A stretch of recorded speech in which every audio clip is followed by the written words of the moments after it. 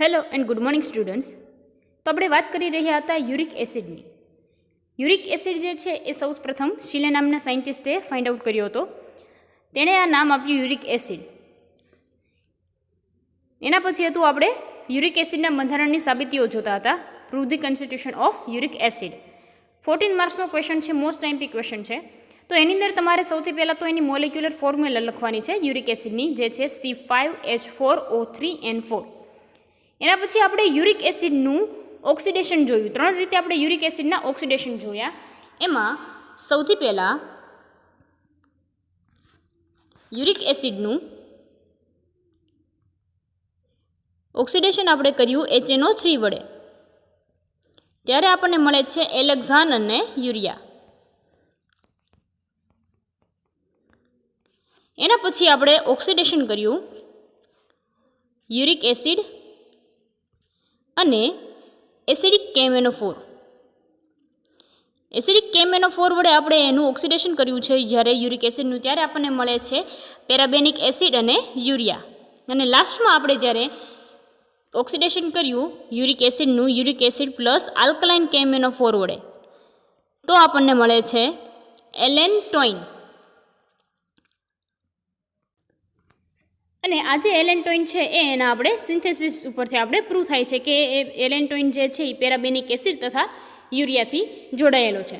Students, ખાસ constitution યાદ રાખવા માટે તમારે શું યાદ રાખવું પડશે? એની મોલેક્યુલર ફોર્મ્યુલા યાદ રાખવી પડશે અને ઓક્સિડેશન જે છે એ કયા કયા ટાઈપના છે અને એમાંથી કઈ પ્રોડક્ટ મળે છે. તો નેક્સ્ટ જે છે એ છે 5th પોઈન્ટ. યુરિક એસિડમાંથી એલેન્ટોઇન બનતી વખતે એક કાર્બન પરમાણુ ઓછો થાય છે. તેથી એલેન્ટોઇનમાં એક કાર્બન પરમાણુ ગોઠવવાથી યુરિક એસિડનું બંધારણ નક્કી કરી શકાય છે. હવે જો સ્ટુડન્ટ્સ, અહીંયા આ જે છે એ છે એલેન્ટોઇનનું સ્ટ્રક્ચર, કે જેની અંદર કાર્બનની સંખ્યા કેટલી છે? જેની અંદર C છે 1 2 3 અને 4. નાઇટ્રોજન કેટલા છે? 1 2 3 અને 4. હાઇડ્રોજન 1 2 3 4 5. અને ઓક્સિજન કેટલા છે? ઓક્સિજન છે 3 1 2 અને 3.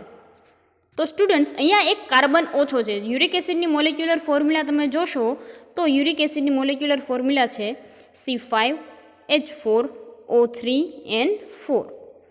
તો આપણને એલેન્ટોઇન જે છે એમાં એક કાર્બન પરમાણુ કેવો છે? ઓછો. તો એલેન્ટોઇનમાં એક કાર્બન પરમાણુ આપણે એડ કરીએ તો આપણે યુરિક એસિડનું બંધારણ જે છે એ નક્કી કરી શકીએ. તો આ બંધારણ જે છે એ કેવું હોવું જોઈએ?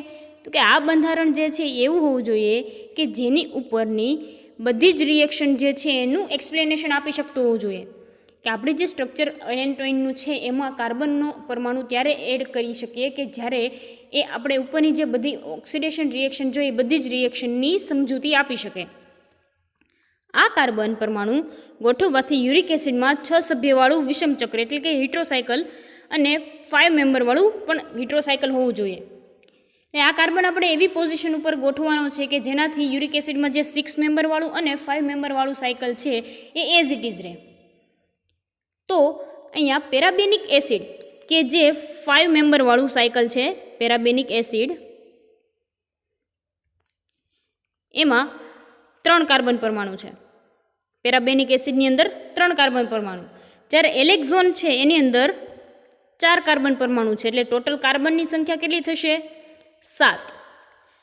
જો આપણે એલોક્ઝાન અને પેરાબેનિક એસિડ જે છે એને એકબીજા સાથે જોડીએ 5 મેમ્બર અને 6 મેમ્બરવાળી સાયકલમાં, તો ટોટલ કાર્બનની સંખ્યા કેટલી થઈ જશે? 7 થઈ જશે.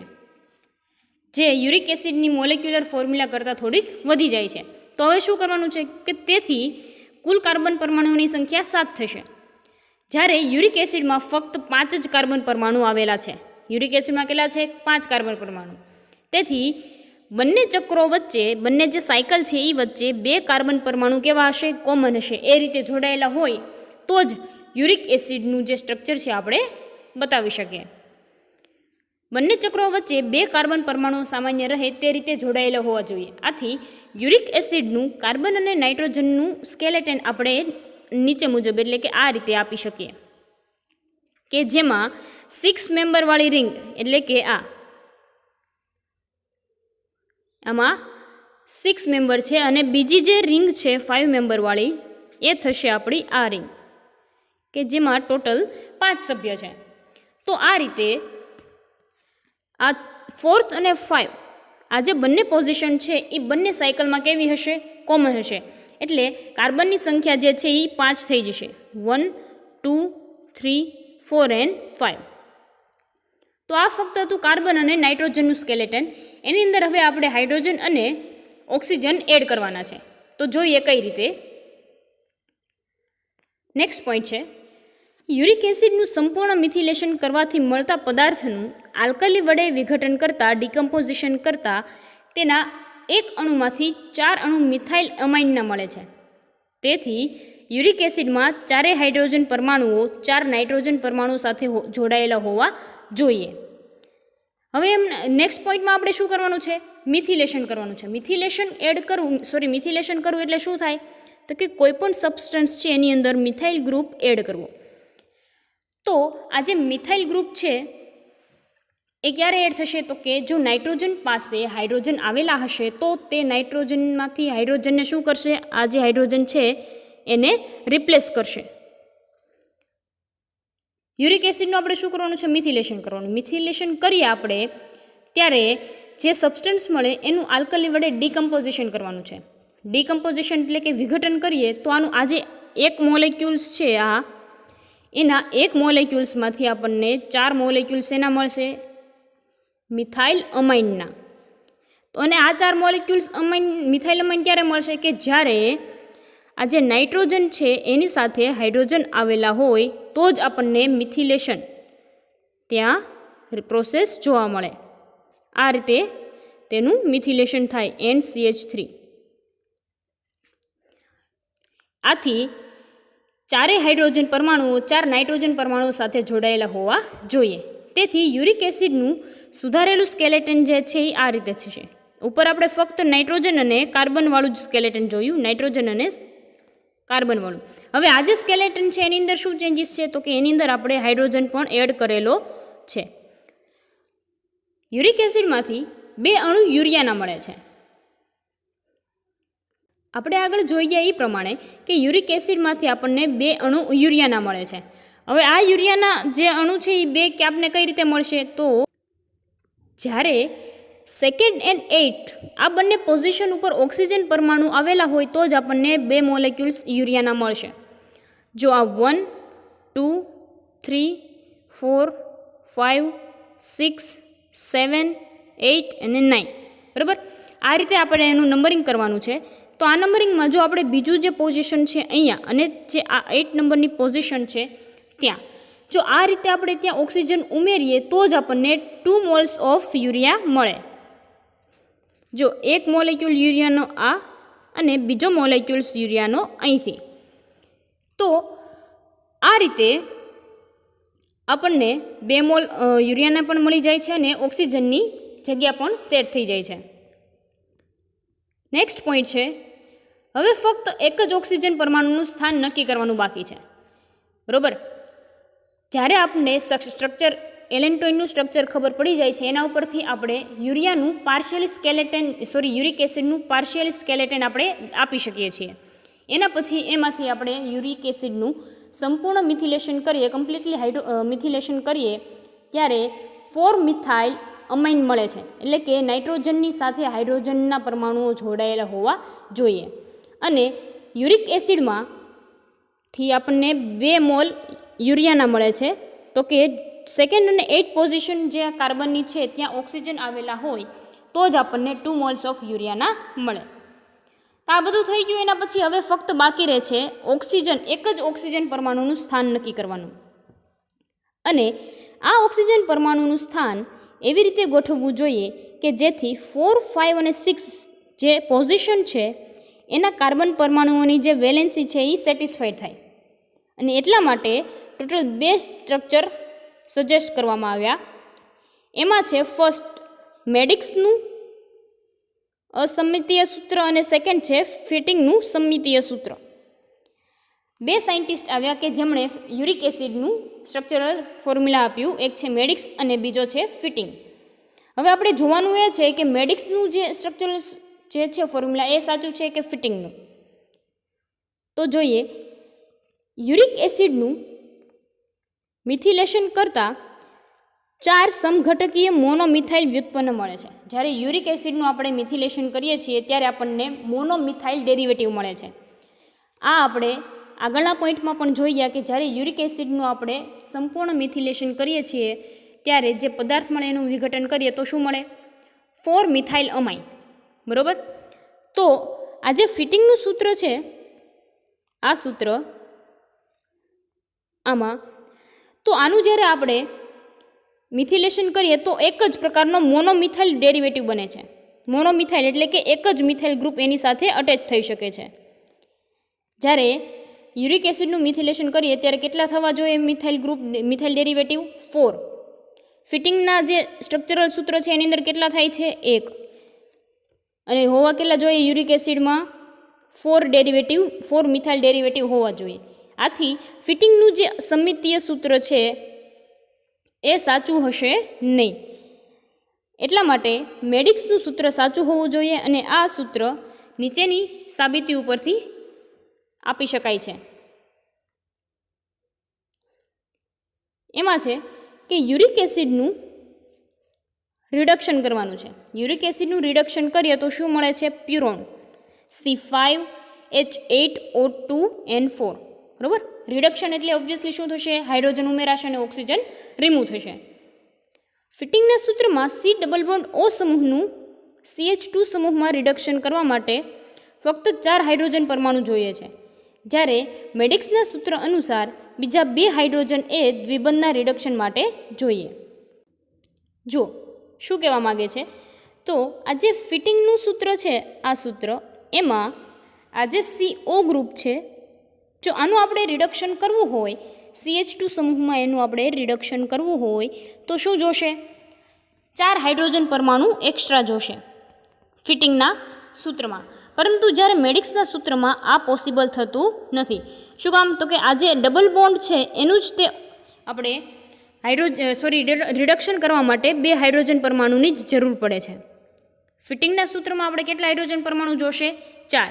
શું કામ? તો કે અહીંયાથી આપણે આ રિડક્શન કરીએ છીએ તો અહીંયા 2 હાઇડ્રોજન અને 2 હાઇડ્રોજન અહીંયા આ રીતે, એટલે ટોટલ 4 હાઇડ્રોજનની જરૂર પડે છે. જ્યારે મેડિક્સના સૂત્રમાં શું થશે કે અહીંયા જે ડબલ બોન્ડ છે એને બ્રેક કરવા માટે આપણે એક જ હાઇડ્રોજન જે છે એડ કરવો પડશે અને બાકી જે છે એની વેલેન્સી જે છે એ કેવું છે? સેટિસ્ફાઈડ છે. બરાબર. તો C≡O સમૂહનું CH2 સમૂહમાં રિડક્શન કરવા માટે ફક્ત 4 હાઇડ્રોજન પરમાણુ. ફિટિંગના જે સૂત્ર છે એમાં 4 હાઇડ્રોજન પરમાણુ અને મેડિક્સના સૂત્ર પ્રમાણે બીજા 2 હાઇડ્રોજન જે છે એ આ ડબલ બોન્ડ છે એનું રિડક્શન કરવા માટે જોઈએ છે. આથી મેડિક્સનું જે સૂત્ર છે એ યુરિક એસિડ માટે સાચું બંધારણીય સૂત્ર છે. પોઈન્ટ 7 ઉપરથી 1 to 7 ઉપરથી આપણે એવું કહી શકીએ, જે મેડિક્સનું સ્ટ્રક્ચરલ ફોર્મ્યુલા છે એ કેવું છે? યુરિક એસિડનું સાચું સૂત્ર છે. ટોટોમેરિઝમને કારણે યુરિક એસિડના 2 સ્વરૂપો નીચે પ્રમાણે દર્શાવેલા છે કે જે ઇનોલ સ્વરૂપને કારણે એસિડિક ગુણધર્મ ધરાવે છે. આ જે છે ફર્સ્ટ સ્ટ્રક્ચર એ શું છે? તો કે યુરિક એસિડનું કીટોન ફોર્મ છે.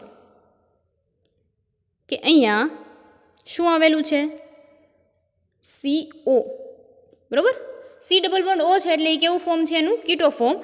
જ્યારે આ જે બીજું સ્ટ્રક્ચર છે એ છે એનું ઇનોલ ફોર્મ, કે જ્યાં બધી જગ્યાએ શું આવી જશે? COH. કીટો ફોર્મ છે એમાં અહીંયા CO છે અને અહીંયા પણ CO છે અને અહીંયા 3 જગ્યાએ C≡O છે. તો ઇનોલ ફોર્મમાં જ્યારે એનું કન્વર્ઝન થશે ત્યારે એ 3 જગ્યાએ શું આવી જશે? COH અને COH. એ રીતે એની વેલેન્સી જે છે એ સેટિસ્ફાઈડ થઈ જશે. યુરિક એસિડ છે એને શું કહેવાય? 268 ટ્રાઇહાઇડ્રોક્સી પ્યુરિન. 268 ટ્રાઇહાઇડ્રોક્સી પ્યુરિન તરીકે પણ ઓળખવામાં આવે છે. તો સ્ટુડન્ટ્સ આ હતું યુરિક એસિડનું બંધારણ. તમને જ્યારે કોન્સ્ટિટ્યુશન પૂછે છે તો તમારે પોઈન્ટ 1 to 8 અને લાસ્ટમાં તમારે યુરિક એસિડનું સ્ટ્રક્ચર લખવાનું છે. ત્યાં સુધી યુરિક એસિડનું સ્ટ્રક્ચર લખવાનું નથી.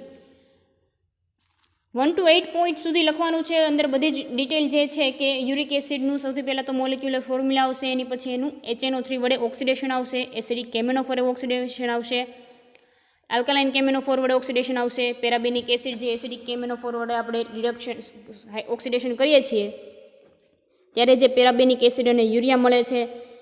આલ્કાલાઇન કેમેનોફોર વડે જ્યારે એનું ઓક્સિડેશન કરીએ છીએ ત્યારે એલેન્ટોઇન મળે છે.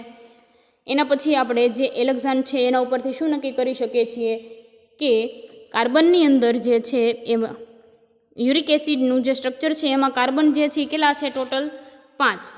જ્યારે 5 મેમ્બર અને 6 મેમ્બર રિંગ ઉપરથી આપણને કાર્બન કેટલા મળે છે? 7. તો 2 એવા કોમન કાર્બન હશે C4 અને C5 જે બંને રિંગ એટલે કે 5 મેમ્બર અને 6 મેમ્બર બંને રિંગમાં કોમન હશે. એના પછી આપણે જોયું યુરિક એસિડનું કાર્બન અને નાઇટ્રોજનવાળું ફક્ત સ્કેલેટન. એના પછી કાર્બન નાઇટ્રોજન અને હાઇડ્રોજનવાળું સ્કેલેટન. એના પછી કાર્બન હાઇડ્રોજન અને નાઇટ્રોજન ઓક્સિજનવાળું સ્કેલેટન. અને લાસ્ટમાં આપણે જોયું કે જે ફિટિંગ અને જે મેડિક્સ છે એનું સૂત્ર, બંને જે સૂત્ર આપ્યા એમાંથી આપણે જુદી જુદી રિએક્શન કરીને યુરિક એસિડનું જે સ્ટ્રક્ચર છે આપણે પ્રૂવ કર્યું. અહીંયા લાસ્ટમાં આપણે જોવાનું છે યુરિક એસિડનું સિન્થેસિસ. ફિશર નામના સાયન્ટિસ્ટે આપ્યું છે, એટલે મોસ્ટ એમપી છે. ચાલો જોઈએ હવે યુરિક એસિડનું સંશ્લેષણ. યુરિક એસિડના સિન્થેસિસ માટે આપણે લેવાનું છે યુરિયા, NH2CO NH2 યુરિયા. બરાબર, યુરિયાની આપણે રિએક્શન કરાવવાની છે મેલોનિક એસ્ટર સાથે. મેલોનિક એસ્ટર જે છે એ છે રિએક્ટિવ મિથિલિન ગ્રુપ કે જેની અંદર રિએક્ટિવ મિથિલિન ગ્રુપ આવેલું છે સક્રિય મિથિલિન સમૂહ. આ જ સેમેસ્ટરની અંદર આપણે ફર્ધર જોશું રિએક્ટિવ મિથિલિન કમ્પાઉન્ડ. એની અંદર આપણે આ મેલોનિક એસ્ટર જે છે એનું ઇન ડિટેલમાં જોશું. તો મેલોનિક એસ્ટર અને યુરિયાની એકબીજા સાથે રિએક્શન કોની હાજરીમાં કરવાની છે? ઇથેનોલની હાજરીમાં. તો 2 મોલ્સ ઓફ C2H5OH રિમૂવ થઈ જશે. અહીંયાથી હાઇડ્રોજન અને આ C2H5OH. સેમ વે એ જ રીતે અહીંયાથી H અને અહીંયાથી C2H5OH. અને બાકી જે છે એ એકબીજા સાથે જોડાઈ જશે. NH છે એ CO સાથે અને એ જ રીતે અહીંયા નીચેથી પણ CO સાથે. તો આ જે સ્ટ્રક્ચર મળે છે આપણને આને કહેવાય બાર્બિટ્યુરિક એસિડ. હવે આ જે બાર્બિટ્યુરિક એસિડ આપણને મળે છે એની આપણે HNO2 સાથે રિએક્શન કરવાની છે. HNO2 સાથે રિએક્શન કરીએ એટલે H2O નો મોલેક્યુલ્સ રિમૂવ થશે. ક્યાંથી રિમૂવ થશે? જુઓ અહીંયા CH, એક હાઇડ્રોજન CH2માંથી એક હાઇડ્રોજન અહીંયા આવ્યો. બરાબર, એક હાઇડ્રોજન આ HNO2માંથી 2 હાઇડ્રોજન થઈ ગયા H2 અને એક ઓક્સિજન આ જે O2 છે એમાંથી એક ઓક્સિજન આવી ગયું એટલે શું વધ્યું? O. બરાબર, થઈ ગયું H2O રિમૂવ. હવે અહીંયા શું વધે છે? ફક્ત CH અને આ NO. CH અને આ NO જે છે એકબીજા સાથે જોડાઈ જશે અને આ જે સ્ટ્રક્ચર બને છે એનું નામ છે વોલ્યુરિક એસિડ. વોલ્યુરિક એસિડ તેને તમે કહી શકો છો. જે વોલ્યુરિક એસિડ જે છે એનું તમારે રિડક્શન કરવાનું છે. રિડક્શન કરશો તમે એનું એટલે અહીંયા જે CHNO છે એનું રિડક્શન થઈ જશે CHNH2માં. બાકીનું જે છે એ એઝ ઇટ ઇઝ રહેશે. ફરી પાછી એની KCNO સાથે રિએક્શન કરવાની છે. KCNO સાથે તમે રિએક્શન કરો એટલે આપણને અહીંયા જે યુરેમિલ મળે છે, આ જે સ્ટ્રક્ચર છે એને શું કહેવાય? યુરેમિલ. આ જે યુરેમિલ મળે છે એમાં જે હાઇડ્રોજન છે આ હાઇડ્રોજન એની સ્થાને શું આવી જશે? CO, આ કાર્બન અને આ ઓક્સિજન. બરાબર, એ કાર્બન અને ઓક્સિજન સાથે N, અહીંથી આ H અને આ K આટલું જોડાઈ જશે એટલે આપણને આવું સ્ટ્રક્ચર મળશે કે જેની આપણે રિએક્શન કરવાની છે HCl સાથે. HCl સાથે એની રિએક્શન કરો એટલે અહીંયાથી જે K છે તે અને આ Cl KCl તરીકે રિમૂવ થઈ જશે. આ હાઇડ્રોજન જે છે એ અહીંયા આવી જશે, એટલે અહીંયા આવી જશે NH2. ફક્ત એટલો જ ફેર છે કે જેને કહેવાય સ્યુડોરિક એસિડ. અને આ સ્યુડોરિક એસિડનું HCl સાથે રિએક્શન કરીએ, અહીંયાથી હાઇડ્રોજન, જુઓ અહીંયા આ જે CH છે ત્યાંથી હાઇડ્રોજન અને NH2 છે એમાંથી એક હાઇડ્રોજન અને આ કાર્બન પાસેનો ઓક્સિજન, એને ગરમ કરશું આપણે સ્યુડોરિક એસિડને HClની હાજરીમાં, એટલે H2નો મોલેક્યુલ્સ મેં તમને કીધું એ પ્રમાણે એક હાઇડ્રોજન NH2માંથી, એક હાઇડ્રોજન આ CH છે એ પાસેથી અને ઓક્સિજન અહીંથી. આ રીતે H2નો મોલેક્યુલ્સ રિમૂવ થઈ જશે. હવે આ જે H2નો મોલેક્યુલ્સ રિમૂવ થઈ જશે એટલે આ જે બંને કાર્બન છે ત્યાં શું થઈ જશે, એની વેલેન્સી જે છે એ ઘટશે. અને વેલેન્સી ઘટશે એટલે ત્યાં શું આવી જશે, એને સેટિસ્ફાઈડ થવા માટે ત્યાં આવી જશે ડબલ બોન્ડ. એટલે આપણને મળી જશે આપણું યુરિક એસિડ. તો સૌથી પહેલાં યુરિક એસિડના સિન્થેસિસમાં શું કરવાનું છે, યુરિયા અને મેલોનિક એસ્ટરની એકબીજા સાથે ઇથેનોલની હાજરીમાં રિએક્શન કરાવો એટલે આપણને મળે બાર્બિટ્યુરિક એસિડ. બાર્બિટ્યુરિક એસિડની નાઇટ્રિક એસિડ સાથે રિએક્શન કરાવતા વોલ્યુટ્રિક એસિડ મળે છે આપણને, જેનું ફર્ધર રિડક્શન કરીએ એટલે યુરેમિલ, જેની KCNO સાથે રિએક્શન કરતાં જે આજે છે NH2 એની જગ્યાએ આવી જશે NHCO NHK. HCl સાથે રિએક્શન કરાવીએ એટલે અહીંયા આવી જશે અમાઇન ગ્રુપ એટલે સ્યુડોરિક એસિડ. અને લાસ્ટ જે છે પાર્ટ એમાં છે HCl સાથે એને ગરમ કરવાનું છે એટલે આપણને સ્યુડોરિક એસિડમાંથી યુરિક એસિડ મળી જાય. તો સ્ટુડન્ટ્સ, આ હતું આપણી યુરિક એસિડનું કોન્સ્ટિટ્યુશન અને સિન્થેસિસ ઓફ યુરિક એસિડ.